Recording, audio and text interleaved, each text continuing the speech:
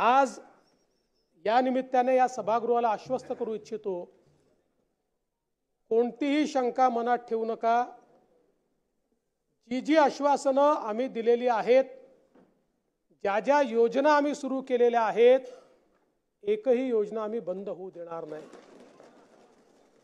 ज्या लाडक्या बहिणींनी महायुतीवर प्रेम दाखवलं, हे अधिवेशन संपल्याबरोबर डिसेंबर महिन्याचा हप्ता त्यांच्या खात्यामध्ये आम्ही टाकतो। आणि काहीच बदल नाही। नाना, मी या ठिकाणी स्पष्ट करू इच्छितो, कुठलेही नवीन निकष नाहीत, आता तर सगळ्यांनाच टाकतो।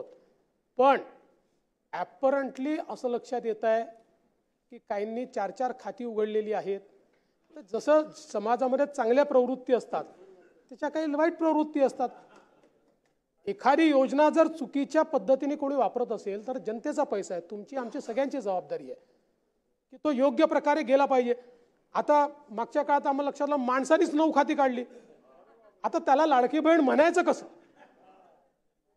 पण लाडका भाऊही म्हणू शकत नाही, कारण बहिणींच्या पैशावर डल्ला मारतो तो लाडका भाऊ कसा? त्यामुळे असे जे आहेत,